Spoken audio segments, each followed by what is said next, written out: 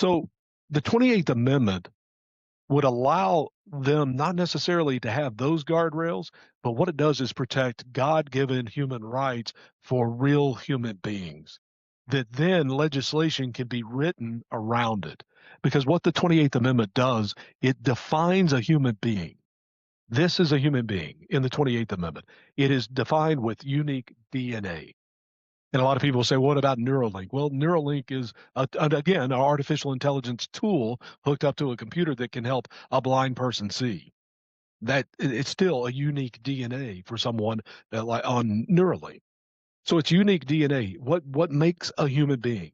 And we can define it with science that everybody can understand. The second part of the 28th Amendment is saying that the rights of the Constitution, the 27 amendments before it, and the Bill of Rights, that they are only for those in the first part of the amendment, which is a human being defined by unique DNA. It's very simple. It's concise. It's very much there has to be a lot of clarity to it. And then the third part of the 28th Amendment is allowing municipalities or legislations to create further laws and guidelines around those two things, that the constitutional rights can't be stepped upon, and the other part is that you are a human being. Because this is going to come. It's already happening. When people are marrying these things, and we're not even to AGI yet. They're marrying a very rigid artificial intelligence, and if that's happening, and I say this quite a bit when I'm on shows like yours, we have a Supreme Court justice that could not define what a woman is. I'm not going to leave it up to them to define a robot and that they have human rights. So I think we need to preserve our human rights now before it gets too late. On average, it takes 5 to 6 years to ratify a constitutional amendment. We may be too late already. This may be one of those books where someone looks at it 30 years from now and says, we should have listened to this guy. Robots are running the world, and had we listened, this could have made a difference. Let me give you a simple way to understand AGI and how the 28th Amendment could work together. Let's take your next door neighbor. You're in Melbourne. Do you have grass over there where you are? You have I'm in a townhouse. It's we have not enough grass, but yeah, we have grass around here. Let's just assume you're in I'm in a a house gated with community. grass.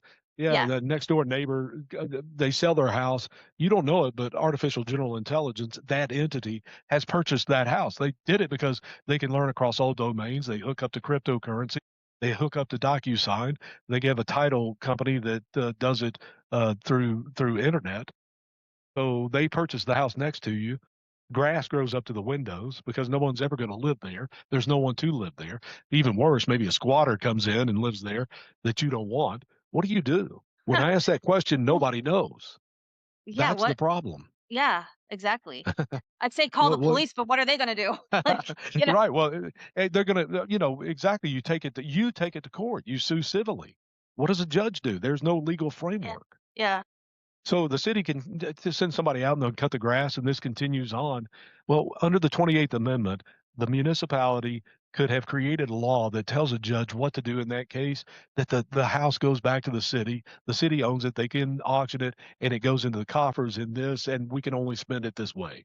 And so it's a simple way to understand that AGI can learn across all these multiple AI domains and do something as simple as buy a house with and the implications that it has for you as the next door neighbor. Yeah, this is crazy. I mean, when I was a little kid, I loved the Jetsons, and I